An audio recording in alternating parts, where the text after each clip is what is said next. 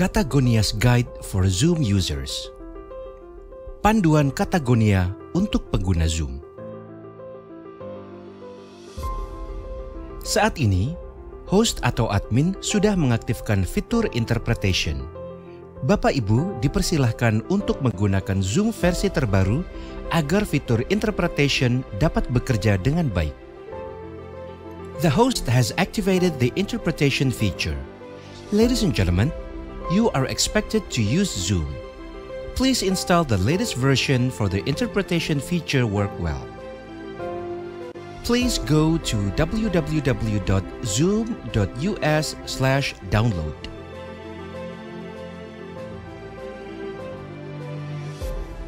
Mohon Bapak Ibu menonaktifkan mic atau mengklik tombol mute apabila tidak sedang berbicara. To help today's meeting run smoothly, please mute when you're not speaking. Jika Bapak Ibu ingin mendengarkan terjemahan dalam bahasa Indonesia, klik interpretation, pilih Indonesian. Anda tidak perlu pindah channel saat berbicara. Jangan khawatir, pembicara dan interpreter dapat mendengar Anda. If you'd like to listen in English, click interpretation, then choose English. You don't need to change channel when speaking. Don't worry, the resource person and the interpreter will be able to hear your voice. Untuk pengguna Zoom Mobile, klik More untuk masuk ke pilihan berikutnya. Pilih Language Interpretation. Lalu pilih Indonesian untuk bahasa Indonesia. For Zoom mobile users, click More to go to the next choice. Then, choose Language Interpretation. Then, choose English for English. Mohon dipastikan bahwa Bapak Ibu sudah memilih salah satu bahasa yang akan digunakan. Karena jika Bapak dan Ibu tidak memilih, suara Bapak dan Ibu akan mengganggu pembicara dan proses penerjemahan. Terima kasih atas perhatian dan kerjasamanya. Please make sure that you have selected the correct language for not making any noises for both speakers and interpreters. Thank you for your attention and cooperation. Jika ada kendala mengenai fitur ini, silakan hubungi host yang sedang bertugas atau hubungi IT support. If you have any technical problems regarding this feature, feel free to chat the host on duty. Thank you.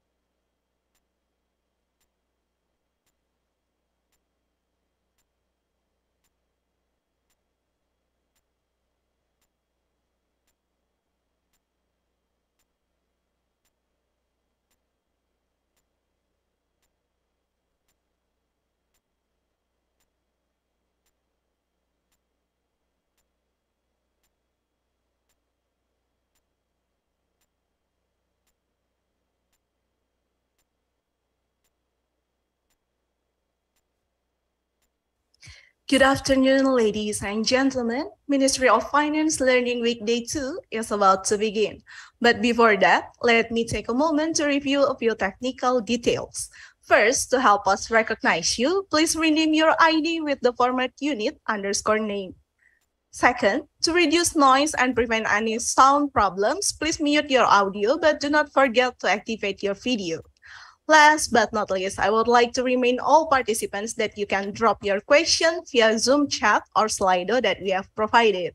And also, we want to know your feedback about this seminar, so please fill the evaluation form after joining this session on the link that we will share with you on the chat box. For those who want to get the e-certificate, please ensure that you fill the evaluation form and join the seminar until the end. Today's webinar will be conducted in English. However, it comes with English-Indonesian simultaneous interpretation.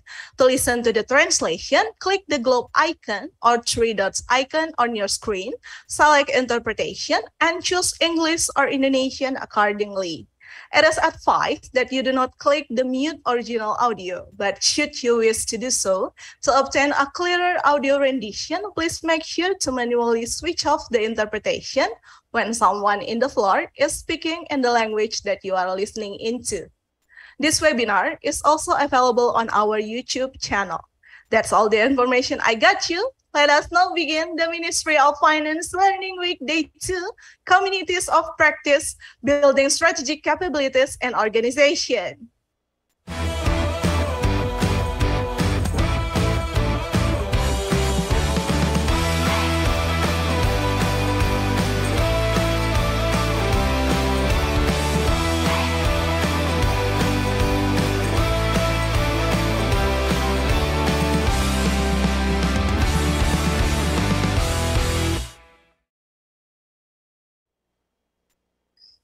Good afternoon, ladies and gentlemen. Assalamualaikum warahmatullahi wabarakatuh. Welcome to Ministry of Finance Learning Week Day 2, Communities of Practice, Building Strategy Capabilities in Organizations. First of all, I would like to thank God the Almighty that has given us blessing to virtually attend this webinar. And I would like also to extend a very warm welcome to the Chairman of Financial Education and Training Agency, Bapak Andin Hadianto, the Director of Polytechnic of State Finance TAN, Bapak Rahmadi Murwanto, honorable senior officials from the Ministry of Finance and other ministries or agencies of Indonesia, and our very special guest speaker, Mr. Étienne Wenger trainer, and Mbak Rizky Sita Novanti. Best regards to all participants who have joined us today. We are very grateful for the enthusiasm of the participants, and I am very pleased to announce that we have about 200 participants who are joining us in this event via Zoom and YouTube at the moment. Yeah, there are participants to officially open this webinar. We are very pleased to listen to the opening remarks by the Director of Polytechnic State Finance staff, Bapak Rahmadi Murwanto. Thank you. Assalamualaikum warahmatullahi wabarakatuh. Salam sejahtera untuk kita semua. Om Swastiastu, Namo Buddhaya, salam kebajikan. Good afternoon to you all and good morning for our speaker, Mr. Étienne Wenger trainer. Honorable seniors, officials from Ministry of Finance and other ministries, agencies in Indonesia. Honorable speaker, the first is Mr. Étienne Wenger trainer, Community of Practice practitioner, Mbak Rizka Sita Novanti, and our moderator, Mbak Lili Mutiari, and of course, all of distinguished participants. It is my pleasure to welcome you all to the second day of Ministry of Finance Learning Week 2022. As for this afternoon, please allow me to extend my great gratitude to the main speaker, Mr. Étienne Wenger trainer from the University of California, Irvine, USA. A big thank you is also extended to Mbak Rizky Sita Novanti, our Community of Practice practitioner from the Bureau of Communication and Information Services, Secretary General of the Ministry of Finance, as well as our today moderator, Mbak Lili Mutiari, a student and also employee of the Ministry of Finance who are currently taking a doctorate in education study at Nanyang Technological University, Singapore.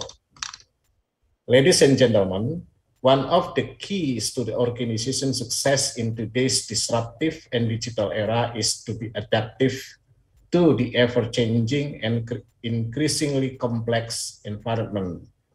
As one of the largest public institutions in the Republic of Indonesia, the Ministry of Finance has conducted a series of systematic and structured transformations in the last 20 years to be an effective and productive organization.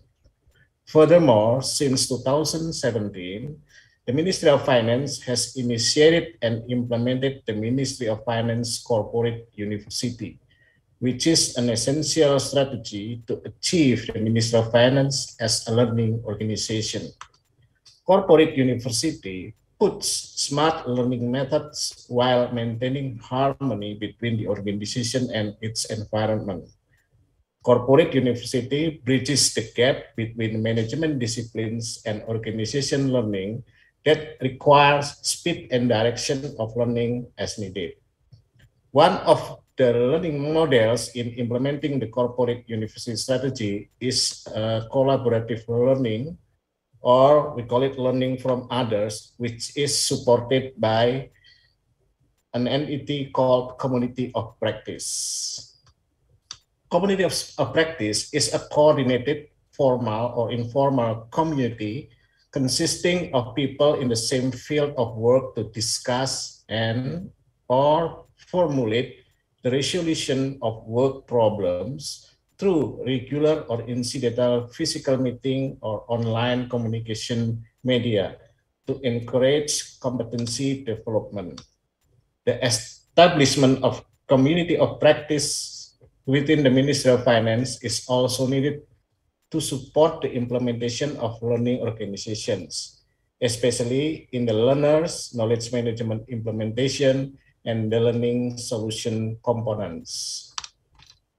Currently, many communities of practice have been formed in various fields of expertise within the Ministry of Finance, such as state finance, state revenues, state expenditures, public relations, information and communication technology, integrated learnings, and others.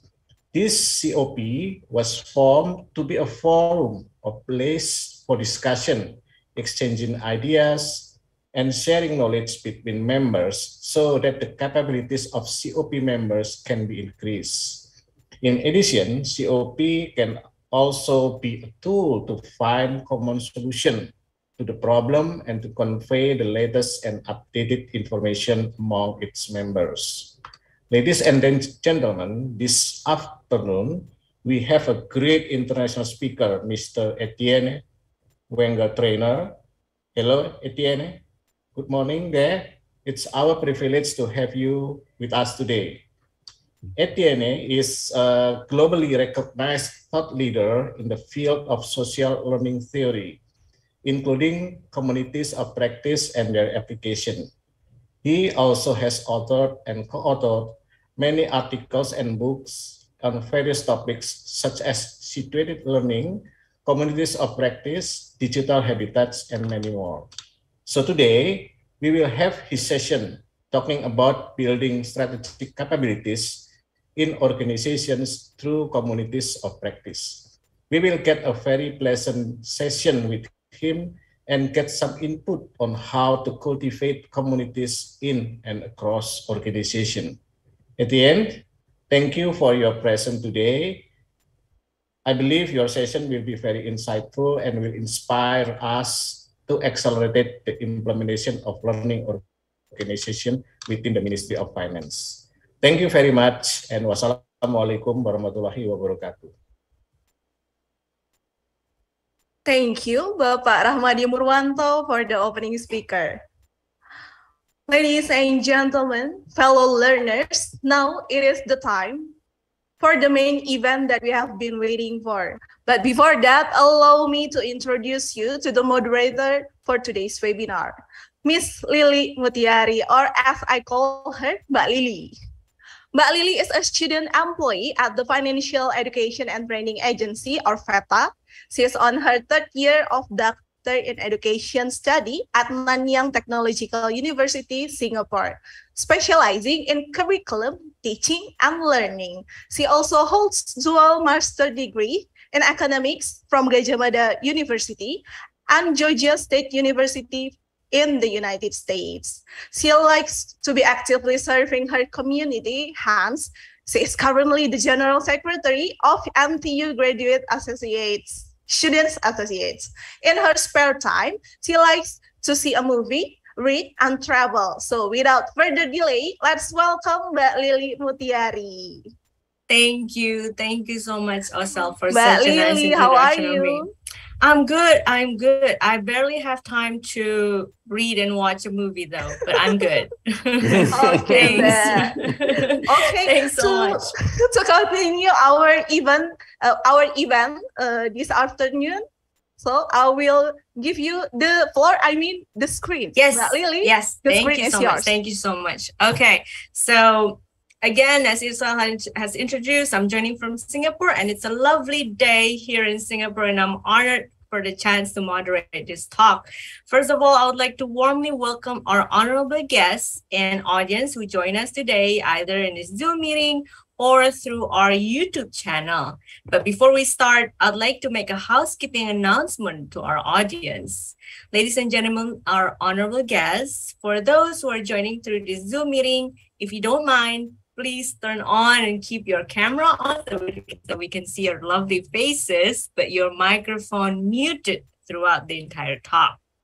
This talk will go on for about an hour, including to address the questions that we have from our audience. So please feel free to ask questions at any time during the talk, and there are multiple ways for you to do that. Firstly, if you're joining in the Zoom meeting room, you can either use the raise hand feature on Zoom or write down your question into the Zoom chat box. I will then read your question, or if you don't mind, we will allow you to directly ask your question to our speakers. We will unmute and spotlight you on the spot. If you're joining us through the live streaming feature on YouTube, please write down your questions into the live chat feature on YouTube, and I will read them. You can also write down your questions to Slido through the link that we have shared in the chat box. Once again, you can either use the raise hand feature or write down your question into chat boxes in Zoom, YouTube, or Slido, and we will do our best to address them. Without further ado, allow me to introduce our speaker, Étienne Wenger, trainer. Étienne Wenger, trainer, is an internationally renowned social learning theorist and consultant. His pioneering writing and consulting work is influential in such diverse fields such as learning theory, business, government, international development, healthcare, and education. He is one of the founders of the Social Learning Lab to host series of events oriented to theory, practice, and leadership. With his lovely wife, Beverly Wenger, trainer, they expanded the theory in learning in landscapes of practice.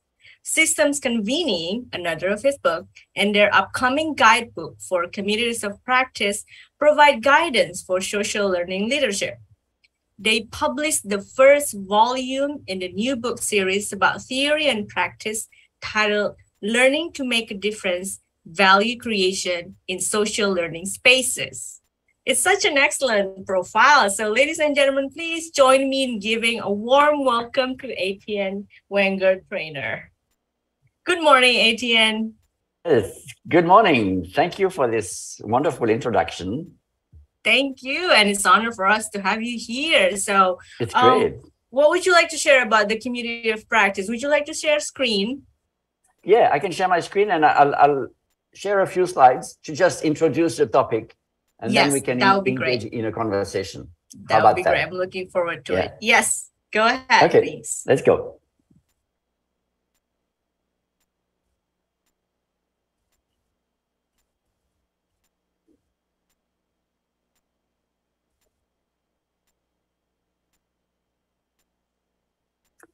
Yep, I can see your slides just perfect. Okay, very good. So, yes, I've entitled this this brief introduction, communities of practice, building strategic capabilities in organization. Actually, we should make clear that communities of practice, which are, for me, a very important component of anything that would be called a learning organization, these communities of practice have existed since the beginning of humankind. So, you know, when we were in a cave a long time ago, wondering, you know, why did the bear escape? And what should we do next time so that we can catch it? We were a community of practice. So it is not, even though the name is new, the phenomenon we're talking about is very ancient and fundamental to us as human beings. But in the context of organizations today, it can become an important component of developing capabilities, which are called strategic capabilities, because it is strategic for the organization to have this learning takes place to enable the goal of the organization. So learning, you know, the term learning has been taken over, let's say, by institutions that view very much learning as the transmission of certainty from someone who knows to someone who doesn't know. And so to make this transmission efficient, you have something like the picture on the left, a big auditorium with a professor teaching and everybody listening and taking notes and so on and so forth. So this is a cognitive view of learning. In that cognitive view, the professor has some knowledge and then transmits that knowledge to students who do not have it. So learning is the transmission of certainty. And there is nothing wrong with that. But that's only one small part of human learning. That will be my argument. And so I invite you to look at the picture on the right. Here are some head of treasury from different countries invited by the World Bank into a community of practice. And around that table, they are discussing the difficulty of creating good relationships between the treasury and the central bank.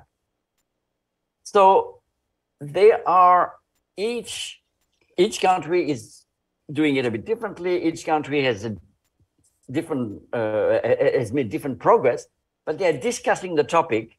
And actually by the end of this meeting, they will write a few guidelines for how to do it. Then they go back to their countries, and I believe actually Indonesia is there, but they go back to the country, practice what they've learned, and then come back. They at the time this project was going on, they were meeting about 3 times a year, you know. So they come back and they discuss, so how did it work? Were the guidelines good? Is there something new we should include? Is there something that was not really correct? So here what you have is learning, not as a transmission of certainty from an expert to someone who doesn't know, but you have experts. These are all experts around the table. They're all really good practitioners who are engaging what they don't know. How do you do this? This is what I'm struggling with, you know? Can we discuss that? So they engage their uncertainty to push the learning of the group. So learning is not driven by certainty. Learning is driven by uncertainty, by what you don't know, what you don't know how to do. And that's a different view of learning. And as I said, I'm not saying one is better than the other. It's just that we have put so much effort into the format on the left. And I think we have forgotten the importance of the format on the right to help practitioners do their job. So here are some pictures of communities of practice. Most of those pictures are face-to-face because it's easier to have a picture of face-to-face. But there is one at the bottom, one that is online. And one that is hybrid, both face-to-face and online. So yeah, the point is not whether it's face-to-face or online. The point is, how do people relate to one another? And you can see different activities that people are engaged in to learn from each other. It can be a discussion in the middle to the right. There you have a debate that's in Kyrgyzstan. It was actually about finances. This meeting was about finances, and the debate was whether a certain part of the budget should be done centrally in the federal government or locally in a county government.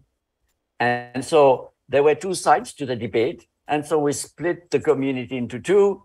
They built their argument, came back to the table, and now what you see on the picture is that moment where representative of the two groups are at the debate table, and they each going to have 1 minute to make their argument for and against and for and against and for and against. It's a good activity for a committee of practice because it allows people to express their doubt, to express their disagreement in a way that is more like a game rather than a fight.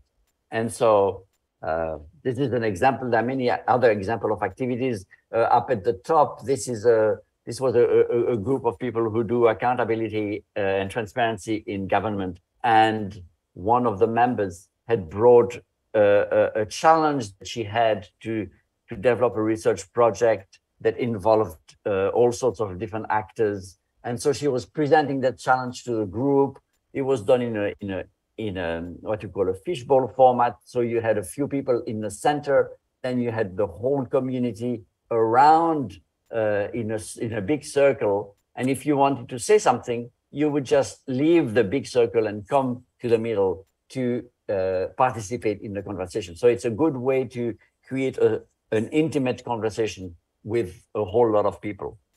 But overall, what's happening is that people are there because they care to make a difference. They want to learn how to do something important to them. They engage their uncertainty with each other. They pay attention to what comes out. And hopefully that enables them to make the difference that they really care to make. So how does that work? Well, it's fairly simple. So we want to make a difference. So we get together. And we love being together because we recognize in each other the desire to make a difference. So we can respect each other because we say, okay, yeah, no, you want to improve state finances. You want to improve customer relationship, whatever the topic of your community is something you want to improve, something you want to make a difference about. And when you are among practitioners, they all appreciate that it is a difficult job. They all appreciate that practice is hard. And so they appreciate the struggle that you have. They appreciate those uncertainties. They don't say, oh, you're stupid. No, we know practice is hard. Yeah, no, let's talk about that. So there is a sense of companionship that is really important and that people need to cultivate in a community of practice. Then, by talking, they get ideas, new relationships, insights. They realize something that they were doing was not quite right or something like that. So they get stuff, they get new ideas. And often for people, learning ends there. Learning ends when you get new ideas, new knowledge in your head. But from a community of practice perspective, learning does not end there. because learning continues when you go back into your job and you try that idea that came up and you try to do something different, you try to do something new. There is as much learning in there as there is in acquiring a new idea in the first place. So we see from a community of practice perspective, the learning continues there. And of course, you know, you make a change in your practice. Maybe it works, maybe it doesn't. You see the effect, maybe the flower blooms, maybe the flower dies. But from a learning perspective, success and failures are both important to observe and to share. And so you bring what happened back to your community to discuss. Because if it was a success, other people need to know. And if it was a failure, other people need to know. If the community came up with an idea, and if in fact in practice, it doesn't work, the community really needs to know that. But if the community came up with an idea and it works fantastic, the community also needs to know that, because other people will say, oh, that worked well. I need to try it myself. So you can think concretely of a community of practice as a kind of learning loop between time when people are learning together and their practice. And a community of practice is an ongoing loop between those things. So that in that sense, a community of practice is very different from a speaker series where you jump from one topic to the next. Okay, this week we're going to speak about this topic, next week that topic, next week that topic. You really want to create that loop. And there are some communities that actually start their meeting by saying, who has done anything with what we've discussed so far and what happened? So they invite people to bring back those stories of practice into the community. And sometimes some communities also do that at the end of the meeting. So who can see something they could do with what we've discussed? What is your plan to try to apply it? And so that creates a continuity in the learning by which the practice improves over time. So if you ask members of a community of practice, why do you spend your precious time interacting with others who share the same challenge? Well, often one of the first things that people say is that we help each other solve problems. So if I have a problem in my practice, there is a place where I can go and I can ask, have you ever found that challenge? And what have you done? So the good thing about a community of practice is that because everybody in a community of practice is a practitioner, they will quickly understand what your problem is and be able to start discussing what can be done. But sometimes you just want to hear stories from things that people do in other contexts, you know? Because the problem with practice is that we are locked in our little office, we are locked in our little building, we only see a small part of the world. But, you know, the Ministry of Finance is a big organization. It's really interesting to know, okay, what's being done over there and what's being done over there. So you hear stories from other contexts that can inspire you to do new things. Sometimes just to reflect on their practice and improve it and say, oh, okay, so when we interact with a citizen, we always do this, but does it really work? Maybe we should ask this kind of questions instead. So it's a reflection on what works and what doesn't. To build shared understanding, some communities of practice like read a paper or read a book together to try to understand something new together and help each other make sense of a new law or a new piece of research and so on and so forth, to keep up with change. So You know, in the management of finance, for instance, technological change is moving very fast. You have financial problems everywhere. The UK is going down. The pound is hitting the ground. What are the implications for it? So there's so much change to keep up. It's good to have company, to have others who help us keep up with change. Sometimes we need to cooperate on innovation. Sometimes we say, oh, wow, there is this new problem that we all have. We need to find an innovative solution to it. So you cooperate on an innovation. And sometimes the value of a community of practice is to find a voice, to find a collective voice and gain some strategic influence. For instance, I was working in a pharmaceutical company, and there the technical writers, those are the people who take a project, write it out technically to submit to the government for approval of the drug. Okay, so it's an important function, because if the project is well written, there's a better chance of getting an approval.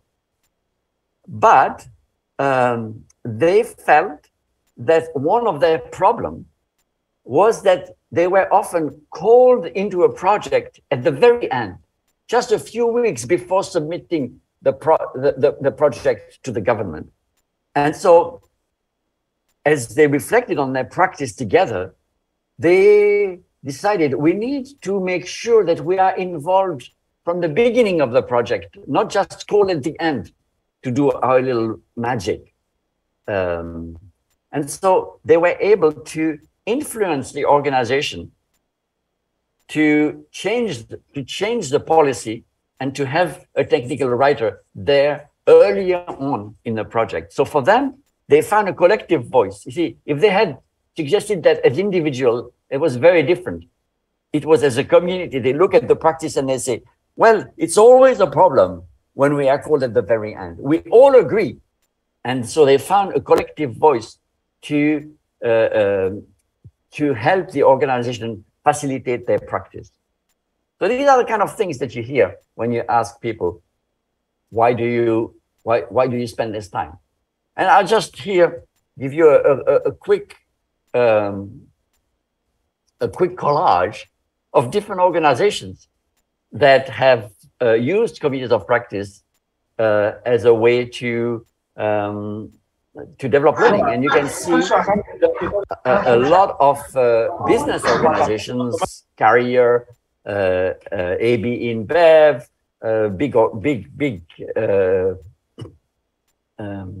big business organization, the Chase, JP Morgan Chase, for instance, has hundreds of these communities, in a very self-service kind of way. This is among their technologists, and the technologists, they love to talk shop together, and so they have this system by which anybody can start a community of practice as long as you have an important topic. So there's a voting process on the topic, and as long as two people are willing to take leadership in cultivating that community. So this is a very very kind of self-service, bottom-up process of cultivating community of practice. Whereas at AB InBev, they have fewer communities, very strategically defined, more like top-down defined. It's a manager says, okay, we need a committee on this. Why don't you start it? And so it's much more streamlined. But in the end, both approaches work in the context of these organizations and in the organizational culture that exists there. Towards the bottom, you find more government organizations, developmental organizations. For instance, we've recently worked with the Center for Competence in Humanitarian Negotiation. These are people who build a worldwide community of practice for people who are humanitarian negotiators. So what those people do is that For instance, if a food truck is coming into a refugee camp, you often need to negotiate with the guards of the camp to let the food truck in.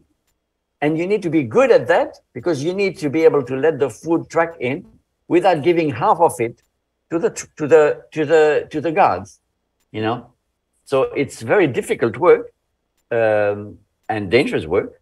And so people who do that are really grateful to have ways to connect with other people who do the same thing in different contexts, whether it's in Afghanistan or in Ukraine or in different places where there is humanitarian, where there's a need to negotiate the provision of humanitarian services. So that gives you a little bit of a view that this is not something weird, a weird idea. This is something that many organizations in many different contexts have used as a way to develop key capabilities for the success of organizations. So this is it for my introduction to the topic. You can find more information on our website at wengertrainer.com. There are some resources there that are available if you're interested. And now I'm going to stop sharing my screen and invite you into a conversation. Yes. We'll be having that shortly. Thank you so much. But before we continue, I'd like to remind our audience to have your questions coming in. That's how we start a conversation to begin with, through either of the two ways. One, use the raise hand feature, or two, write down your questions in chat boxes, either in Zoom, YouTube, or Slido. And while our audience is doing that, I'd like to introduce our MOF's Community of Practice practitioner, Sita, who's also joining us today.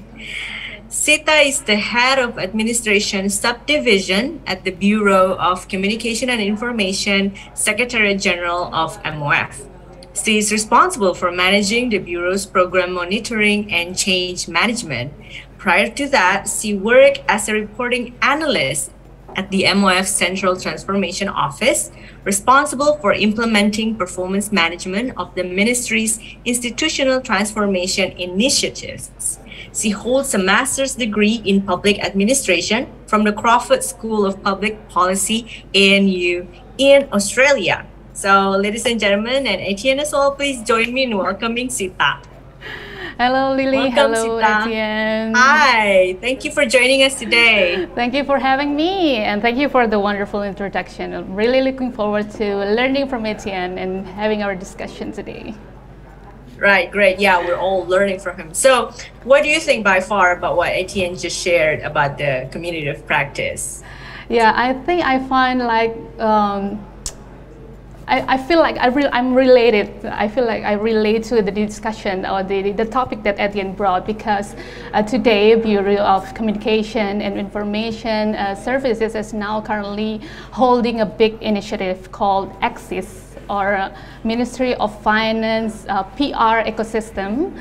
So one of the goals of this initiative or this program is to make sure that the big narrative or the message for the PR view of how Ministry of Finance maintain its fiscal policy is well understood by the whole employees, and the employee or the units within the Ministry of Finance can translate it and disseminate it to the whole stakeholder, not only here in Jakarta, but also in the whole nation, from Sabang to Merauke, because at the end, you know, Indonesia is such a big country, so we need more people, not only people in the PR sector to do disseminating of the information, but we need the help of the whole employee and the whole units. And in order to do that, we have this homework to ensure that the people or the units have the capability to do stakeholder management, to do information services to the stakeholders. And that's why we come up with this initiative called Academy Kehumasan, or PR Academy. It's a framework where all the units within the Ministry of Finance are hand in hand in improving the capacity of the PR people. So we do trainings, especially working with the training agency or VITA here, and we also do a lot of COPs. But ours is mostly a top-down COP, so that's why I'm really looking forward to having a discussion with Étienne how to make it more massive, because we need our capacity improved like ASAP. So probably So that's your question: how to actually enlarge it, how to expand the COP. That is my first question, because you know, Étienne, we have like hundreds of units within the Ministry of Finance and around 79,000 of employees. And right now we are doing like a little bit of COPs top down here in the headquarters, but we would like to have it more improved massively throughout the country. So how which can be a strength or a weakness point as well, because we're so big to begin with, yes, right? Étienne, would you like to respond to that? Yeah, well, I mean, you know, if something has to be done by all 80,000 employees, and I don't know if that's the case, it is not clear that a committee of practice approach is going to be what you want. Because when you first described the community, you were talking about PR practitioners, right? And so there it made sense to think of a committee of practice. Because if you are a PR practitioner, this is really part of who you are. This is part of your identity as a professional. And you want to discuss with other PR practitioners, how do you do this? How do you do that? How do you do this? Right? Yep. And I would say, as a committee of practice, perhaps don't try to grow it too fast. That's interesting. Yes. Why is that so? Because these people need to talk to each other. How do we do this? And they need to strategize. How do we help the whole organization become PR? But, you know, if you are, I don't know, an analyst or something like this, you may not want to become a member of a committee of practice about PR. You may want to attend a session run by the PR community. You see? So the PR community could run sessions in different parts of the country. But to ask people who are not PR practitioners to belong to a committee of practice on PR, I don't think it's going to work. You know? So it'll be counterproductive, perhaps. Well, because then if I'm an analyst, how many committees of practice do I have to belong to? PR, lunch, dinner, this software, that software. You see what I mean? I would have to belong to 100 communities of practice to do my job.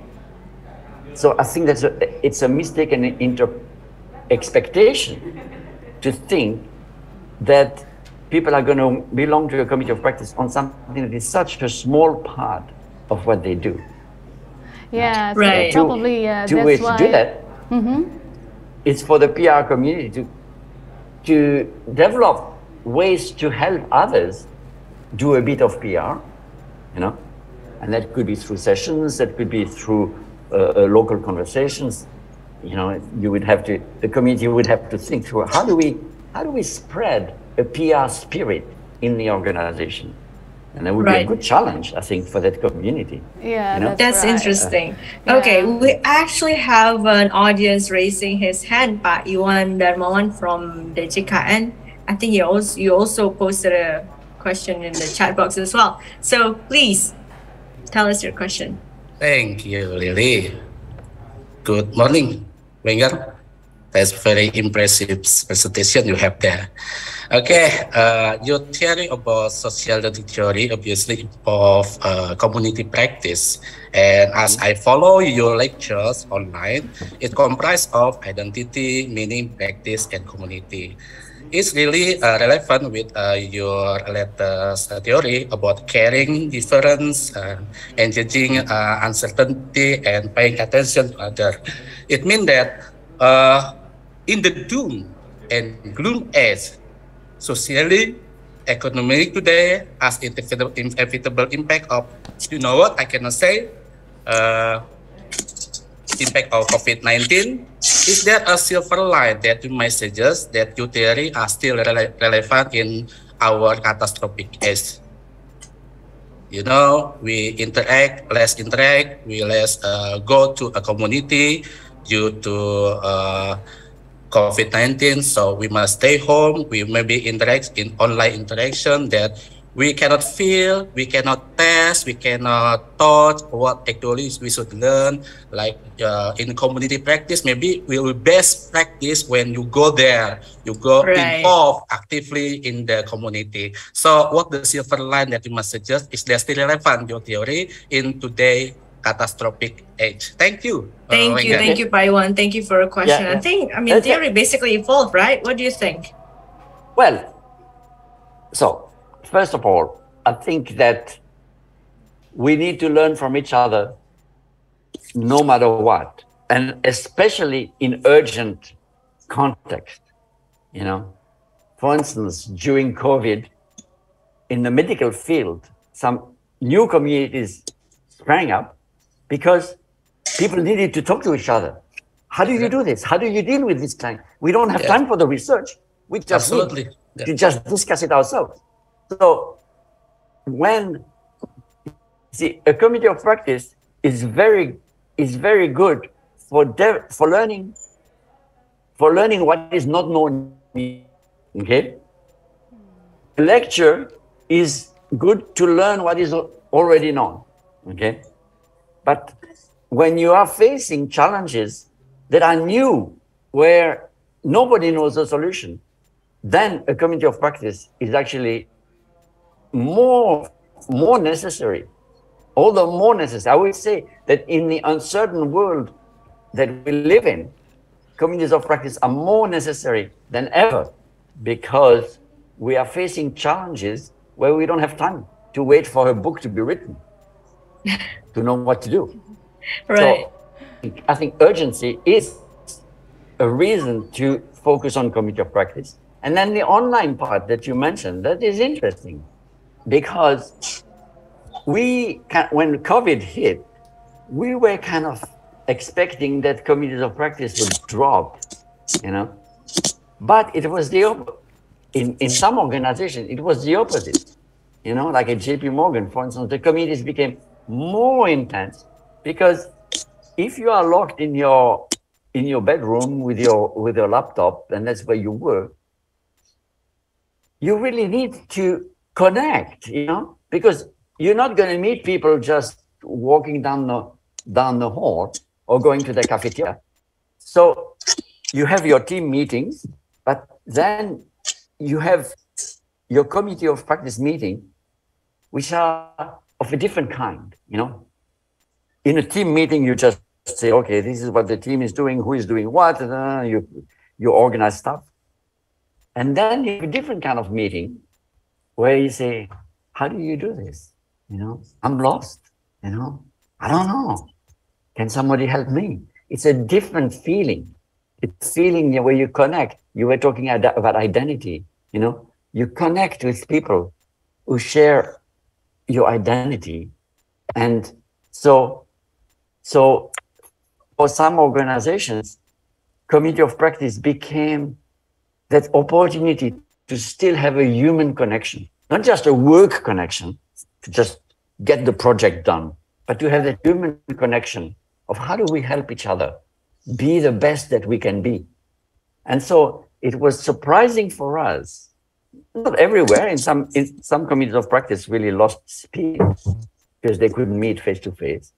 But in many contexts, the need to connect actually made the community of practice more desirable, more intense, more fulfilling as a way to relate to others.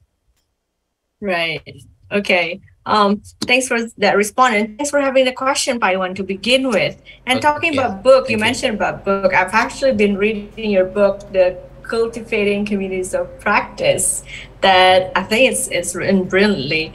And I became interested to something that you wrote here, that there's three elements of the community of practice: the domain, the community, and the practice. Is that still the case? I know you're cooking a book coming out in a moment, but Yeah. would you like to elaborate more on that, please? Well,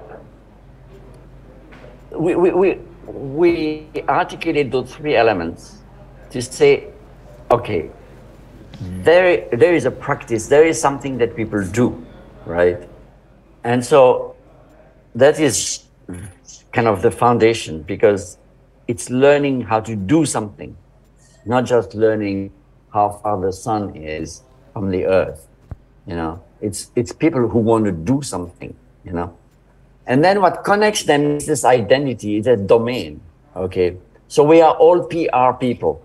You see what I mean? That gives us a sense of like, yeah, okay, even if we practice in very different contexts, and if our practice looks very different because we are in a small town in a south country, or we are in Jakarta, you know, still we are PR. We want to create good connections with the citizens. This is what we care about. So the thing is sort of like, what you care about, what brings you together. And it's often the domain that connects to the strategy of the organization. Why would the Ministry of Finance be interested in a community of practice on PR and encourage employees to belong to it and to spend time on it? It's because it's a strategic capability. If the Ministry of Finance is going to do its job well, it needs to have good relationships with the citizens. The citizens need to understand what is going on. And so PR is important to the strategy of the organization. If the PR practitioners improve their practice, then it serves the goal of the ministry. And so that's the second. And the third element is the community. This idea that our need to improve our practice brings us together. We develop relationships of mutual commitment, that I will help you when you need help, you will help me when I need help, you know. Relationships of trust, you know, that if you talk about a project that didn't work well, you know, we're going to help you learn from it. And we're not going to go to your manager and say, hey, do you know that this project failed or something? You know what I mean? We're trusting each other that we can talk about difficult things without being taken advantage of politically, you know. So that's what we mean by community, is that you need to develop a certain level of relationships, human relationships among people, so that they can become learning partners. So that's why those three elements are there. Yes, and they connect with each other, right? There's a difference they care to make. There is a place where they practice that, you know, and then there is these relationships that they develop with each other so that they can act as learning partners.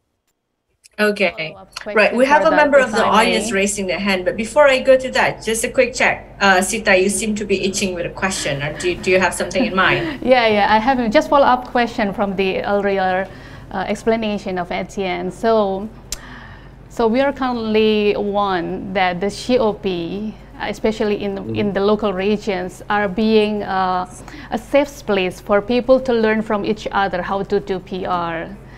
But then we here in the headquarters, how can we make sure that all the COPs maybe that will be coming in the coming years or coming weeks are having an alignment with the strategy of the organization? So how will we manage that and how we monitor that?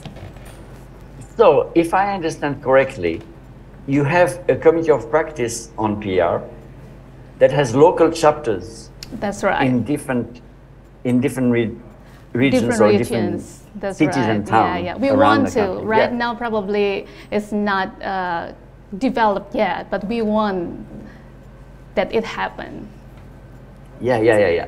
So I think that what you need in that case is that what you need to clearly have one or two leaders in each of these chapters who cultivate the community locally. Okay. But then they have two functions. They cultivate the community locally, but then they also connect with each other and with you. Occasionally, you will have to find the right rhythm to see what's happening in this town, what's happening in Jakarta. Because it is not just that the communities have to be aligned with Jakarta, it's also that Jakarta has to be aligned. Yes, that's right. With what they do. You see what I mean? Yeah. It's vice versa relationship.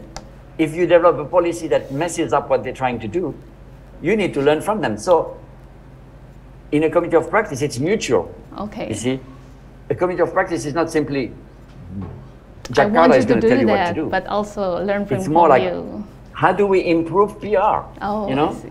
Yep. Okay, and if a good idea comes in some small town, in a little island, that's great.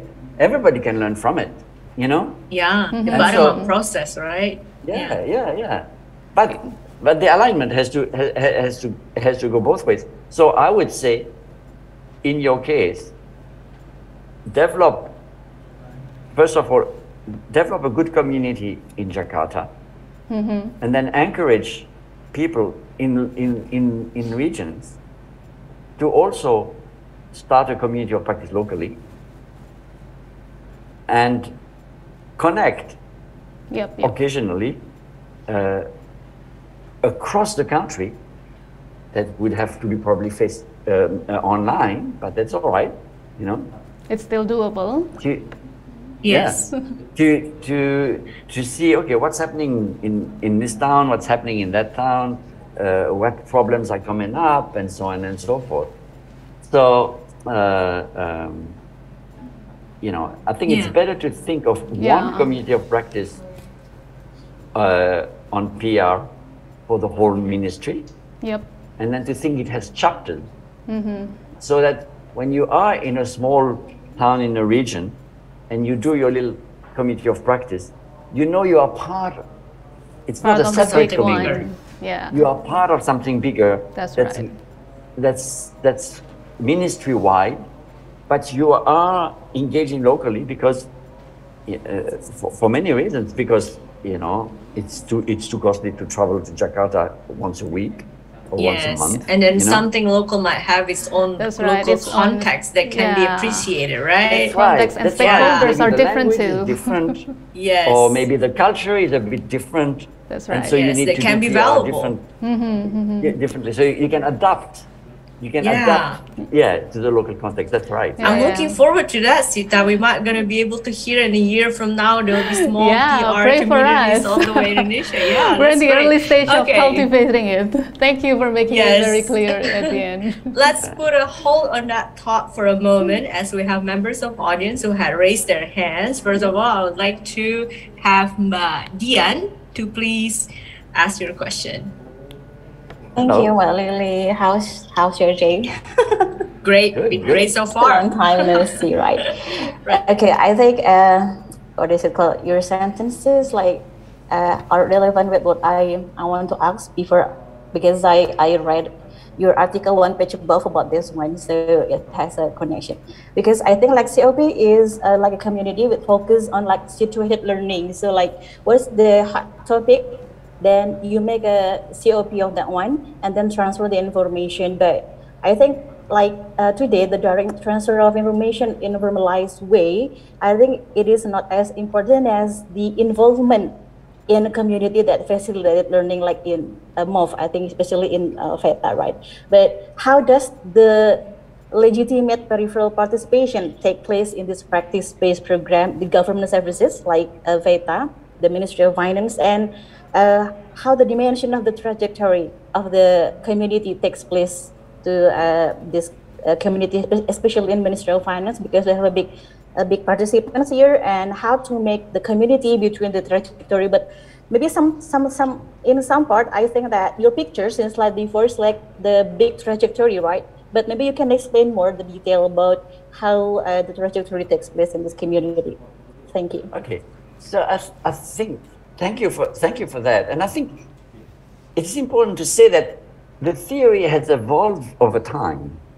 Okay, because it started, the book that you are referring to, Situated Learning, it was when the community of practice concept was first developed, and it was developed in the context of apprenticeship, for like traditional apprenticeship, where there's a master and people try to become like the master.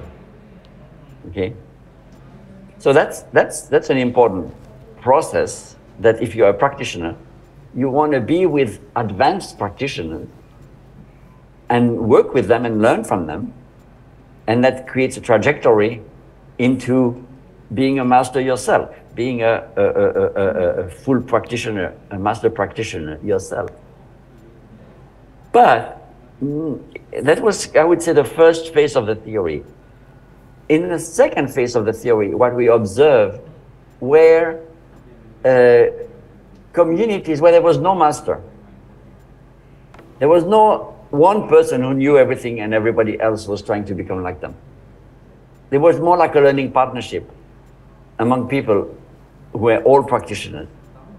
And so the point was not to create a trajectory to become like the master, but the point was more, how can we be better together than by ourselves, And in some of these communities, actually a good maturity sign of a community is that it is good at involving newcomers. Some communities have a special group that takes care of newcomers to make sure they are welcome into the community, that they understand how the community functions, and so on and so forth. So even a community where you don't have a master, but you have just a learning partnership, you still have to find ways to bring in newcomers. There will be what we call the phase 2 of the theory. The phase 3 of the theory is that we started to see communities of practice that were not among practitioners of the same practice. Like Michael Funke in Ontario is an oncological surgeon who deals with cancer, and he's bringing communities of practice that bring together local practitioners, general practitioners, radiologists, surgeons, to just improve the service to the patient. But what is interesting in that kind of community is that people are not from the same practice. They talk about practice, but they are not from the same practice. They need to renegotiate boundaries between practices in order to make progress. So I would say these are 3 different phases of the theory where the concept of community of practice has expanded to include more than just a person learning to become one of them, one like them, So it's not that the phase 2 replaces phase 1. Phase 1 still exists. If you want to become a doctor, there is a whole a situated learning phase where you go as an intern in a hospital and you learn directly with practitioners how to be a doctor. So that still happens, but both happens. Actually, it is interesting because a colleague of mine is using this theory to study how you become a doctor, how you develop the identity of a doctor. And he was interviewing a young woman who was in the process of becoming a doctor, and she was doing her internship in a hospital. so she was no longer doing classes. She was doing her internship, practical internship. And he said, because he was asking her, what is it? What are moments in your participation in hospital where you really felt like a doctor? And she said, well, I was part of a team and we were taking care of a patient, and unfortunately the patient died. And after that, the team got together and we reflected, what did we do? Did we do something wrong? Could we have avoided it? And so on and so forth. And she said, this whole thing gave me the experience of being a doctor, even though I'm not a doctor yet, because I saw both all the emotional dimension of dealing with the death of a patient, and then I saw these advanced doctors kind of reflect. So they became a kind of committee of practice for a little while there, you know, that even the most advanced surgeon was saying, did we do something wrong?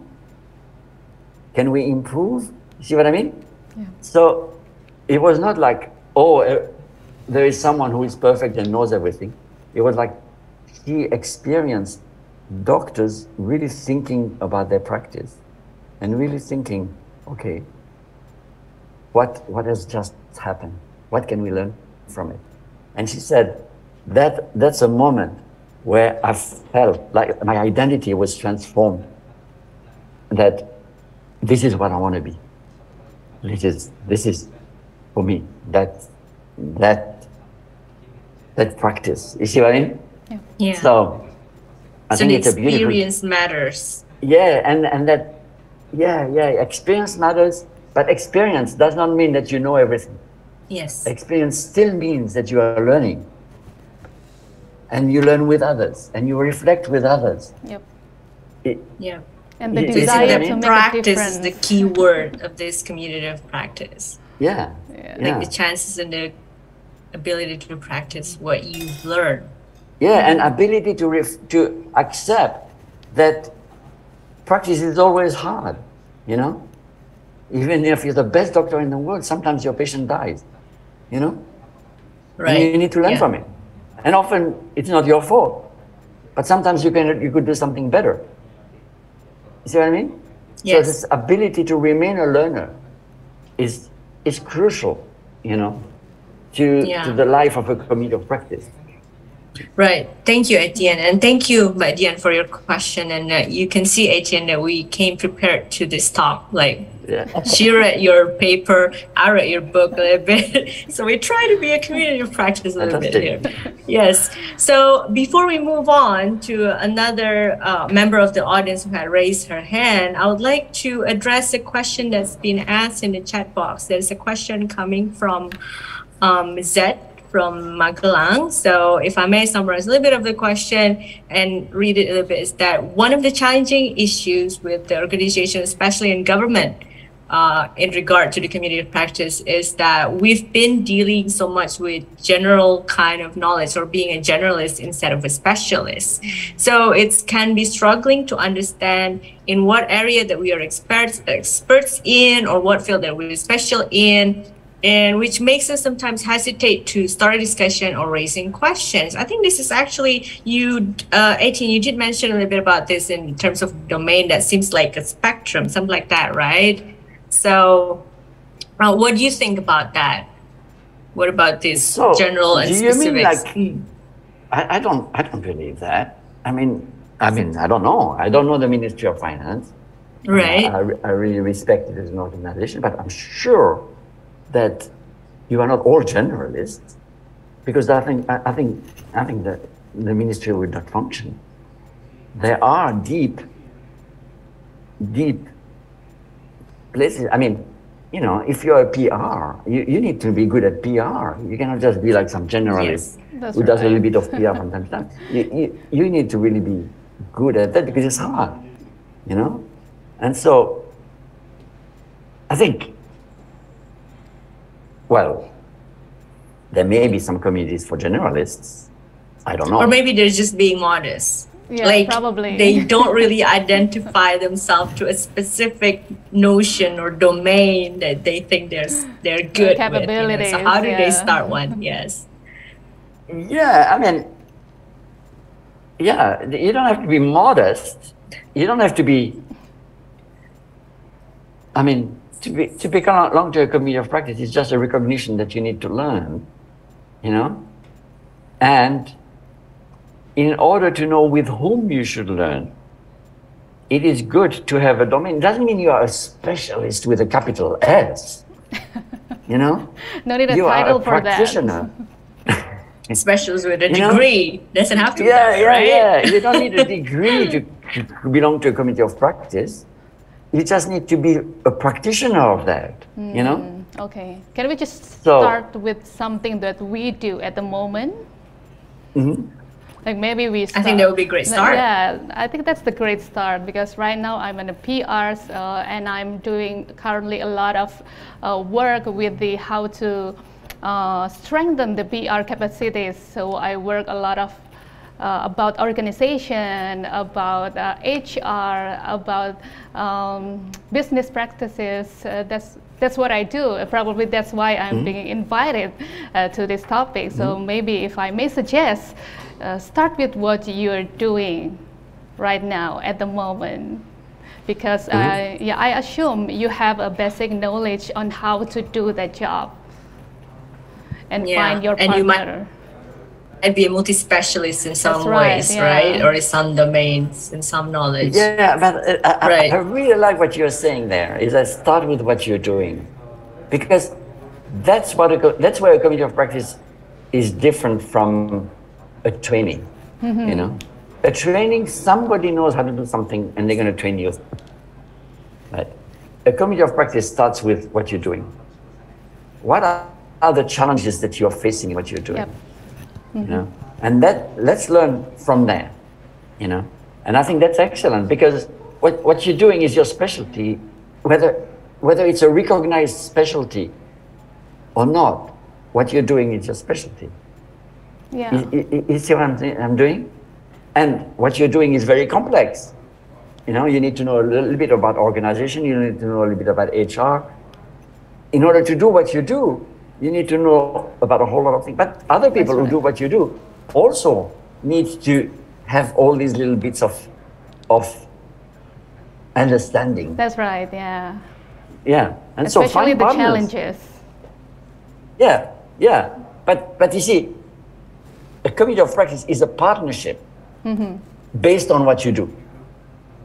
The best communities of practice are the ones where people are doing something that's hard and they recognize someone else who also wants to make the difference, and then you become a learning partner. It's a very natural thing, you know. It's like it's not like an extraordinary thing, you know. We've been doing that, as I was saying, since the beginning of humankind, you know. But That's now right. somehow, in many organizations, we have lost that. We've lost the importance of that connection because we think, oh, learning happens in the training department, you know? Right. And so community of practice is a sort of a way of bringing learning back to what you do, to help you do what you do better, you know? And often to help you do what you do better, the best people are other people who also do what you do. Yeah? Not always, like Michael van Kefung in Ontario, he thought the best way to serve the patient is to bring people from different practice who deal with the same patient. So in that case, he created very diverse communities of practice because he needed the perspective of different people involved in serving a cancer patient, from the time they first see their visit with a general practitioner, all the way to the time when they are in the operating room in the university hospital. So all the people who are involved in the way, he built a community of practice with them, because that was really important for people to understand how is your practice affecting mine, you know? So it was a different kind of committee of practice that was more like a, what we call a landscape-oriented committee of practice, where you bring people across the landscape to talk about practice and the boundary between practices.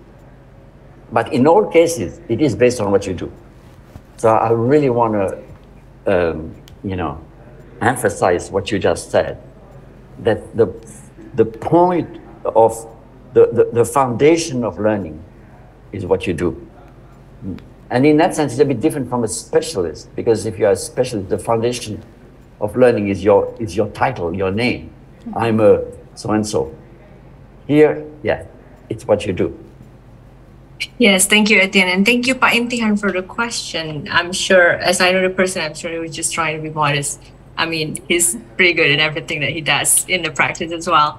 And we still have time for a bit more questions. So we have Badia from the tax office. Would you like to state your question?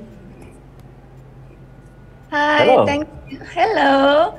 Thank you, Mbak Lily, Ibu Sita. Nice to meet you in this occasion. And Dr. Wenger, hi.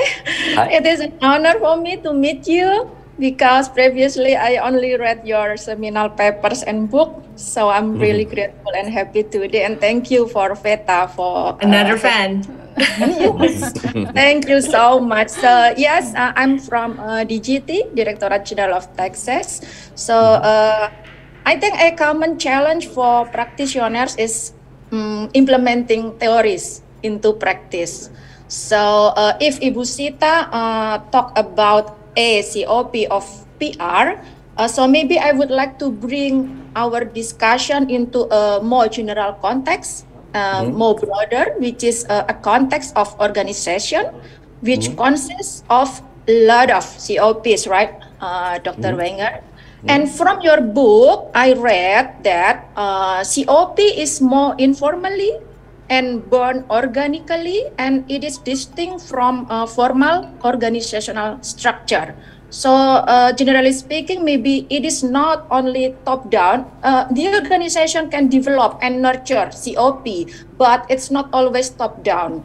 So my question is, how an organization can spot on or identify the organic COPs, and how can the organization manage and support them, especially for DGT with 47,000 of employees and around maybe 20 business process. It's a lot, and a lot of identities inside, including echelon, functional staff, etc. So that's my question. So how the organization then can spot on or identify the organic COP, and how can the organization manage and support them? My second question, in your book, you also mentioned leadership is important to develop and nurture COP. So could you please explain more in practice? Who leaders do you mean?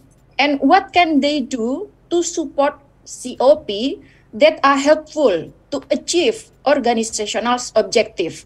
Because I think learning is just not the sake of learning, but how the learning process is impactful positively to the organization. I think that's the two questions from me. Thank you so much, Ibu Lily, and also Dr. Wenger. Yeah, fantastic, very fantastic question. So, I think there has been a little bit of misunderstanding about the organic nature of communities of practice, because some are seeded top-down and some emerge bottom-up. And in the end, they are not that different, you know. It's like if you're a gardener, you know, maybe the wind brings a seed and it blossoms in your garden, or maybe you want to have a cabbage right here, and you plant the cabbage right here. But in the end, what makes the plant grow is water, sun, you know, good soil. Whether it's top down or bottom up, in the end is, do people find value in forming a learning partnership with others? That's the only thing that that makes a community of practice succeed is, does it create value for people who participate? Okay. And so, you know, some communities of practice top down don't seem to create value, and so they don't work. Some bottom up, you know, create lots of value and they work, but sometimes they don't. And so in the end, it's like, it's the value that people find that is important. Now, there is something about, I don't want to call it informal, because informal seems to say, okay, it has no structure. But there is something human about a community of practice. Actually, I was working with a community of practice of PR people in Health Canada, you know, and that PR person was telling me the community of practice is the only place where I can let my hair down. What she meant by that is that the organization is very political. The relationship with the public is very political. Everything I do has to be politically just right inside the organization and when I face the public, because what the community of practice was about public engagement. Okay, so these people did sessions with the public to discuss health.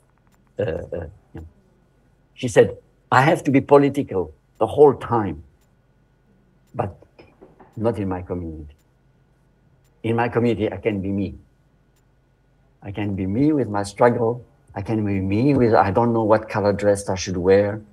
I don't know how elegant I should be. If I'm too elegant, people think I'm a snob. If I'm not elegant enough, people think I'm not a professional.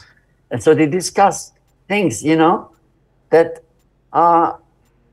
they struggle with. For them, as a PR person, it's very real for this woman. It's a very real problem. How do I dress so I can connect with the public in a way they don't feel I'm a snob, but they don't feel I'm not a professional? So that's starting with what they do, you know, what she does in the morning, she picks up her dress, looking at what she has to do during the day. And so she said, this is the only place where I can talk about that, you know?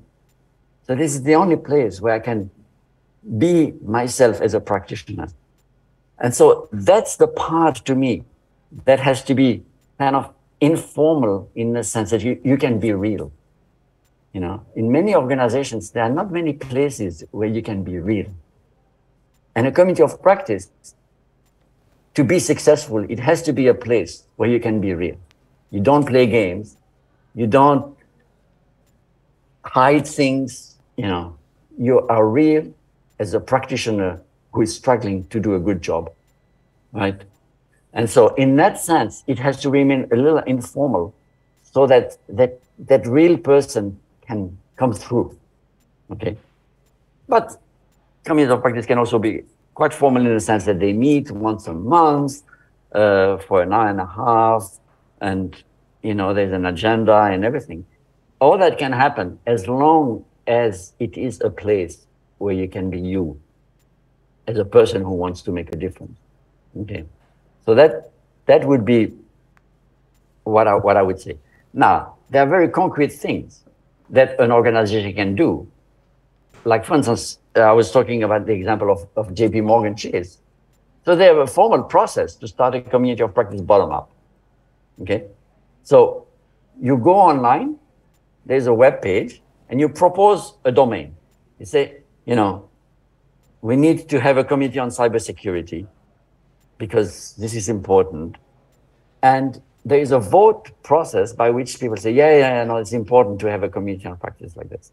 If you get enough vote and you get two people who are willing to take the lead, poof, the community is recognized, you get a web page, it is supported, you know? So in some sense, the organization itself has recognized that committees arise bottom up and created a process by which that can happen. And then they have a team of 3 people full-time who give support to people who take leadership in that community. So there is real support. If you are a community leader, there's someone who is helping you be a good community leader. You know, 3 full-time people in an organization, that's quite an investment, you know? And so that comes to the leadership. Yeah. So it is true that community thrive on leadership, but not on leadership of I'm your boss, therefore I can tell you what to do. More like leadership on let's create a space where we can all be together, you know? So the leadership would say, okay, so how often should we meet, you know? And what should we talk about? Who has a problem that they can bring that would energize the community to discuss, you know? And so it's a learning leadership rather than a command and control leader. It's not a leader and followers. It's a leader who opens a space, who creates a space for something special to happen. And that's a special kind of leadership that is, you know, maybe, I don't know, maybe people don't think about this as leadership, but it is leadership.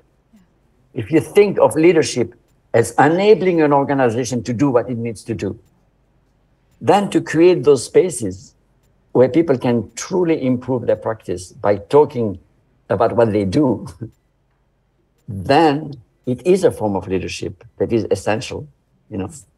And, you know, I think it's a good idea in that bank to have 2 leaders rather than 1 for a community, because people move, change job, everything.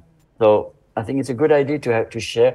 And actually in many communities, as they mature, they also distribute little leadership tasks. Okay, so who is going to take care of the web page of the community? Who is going to pay attention to newcomers? You see what I mean? So over time, leadership becomes distributed in the community instead of being 1 or 2 people. People take on little tasks that make the community work better, you know? Yeah. And so that's what I would say about leadership. But I think Yes. it's important. It's important for the organization to give recognition to people who take that leadership, because it's not an easy thing, you know, and often it is invisible, you know. Sounds So- to me it's also the type of leaders who continuously learn. That's right. Yeah, Yeah. exactly. Yeah. This is such a good point, Lily, that the good leaders of communities of practice are themselves hungry for learning. Okay. Yes, This is- yes. This is how they inspire and create that space, by Yes. being themselves. Actually, I was in Singapore a few years back, and I remember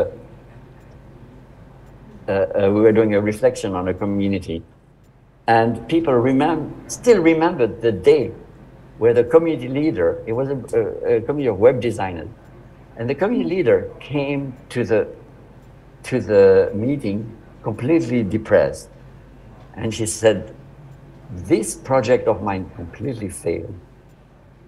Can we think what happened?" And the whole meeting was about doing kind of a post-mortem on what had happened. The members said that meeting changed the community completely. You know, it kind of created a level of trust among people. They said, if she can admit that she had that problem, then I can admit that I have difficulties as well. Do you know what I mean? So it created, as a leader, she had created a space. You know, it was an act of leadership to me that she had brought her failure to the community as a way to learn, you know, as a way for everybody to learn, not just her, everybody to learn by reflecting on that project that had failed. And people say, okay, so this is a place where I can bring, like you were saying, from what I do, you know, I can bring challenges that we can all learn together. Right. Okay. Thanks again, Madia, for your question. And we've been having such an interesting discussion, but unfortunately, we're coming towards the end of our talk today.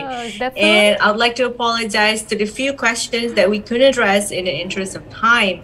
But before we part ways, I'd like to go to Sita first. So how do you think we can, after what we've learned so much from Étienne today, right? How do you think we can go about with our community of practice in MOF going forward? Yeah, I think it's already there. It's naturally developed, but we are not realize it. We don't realize it yet. But I think in terms of PR, I think we are in the right direction of establishing or cultivating the community of practice, but I do recognize there are a lot of challenges and requirements perhaps that we need to handle in order to create the perfect definition of COP as Étienne has discussed earlier. Right. Okay. So just a small remark. Okay. Yes. Don't worry about doing the perfect COP. Yeah, just do. The purpose of a COP is never to be the perfect COP. Yeah. The purpose of the COP is to help the members.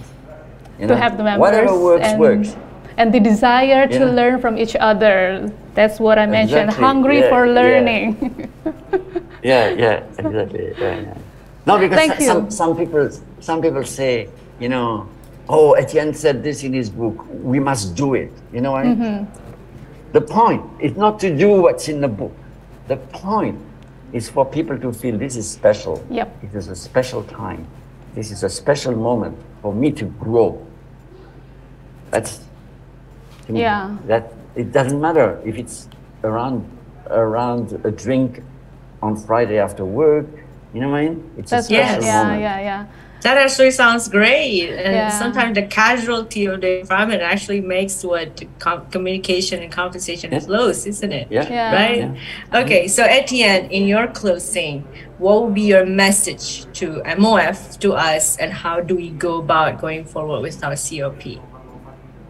Well, I mean, it seems to me that you are well on your way, you know? And to recognize organizationally that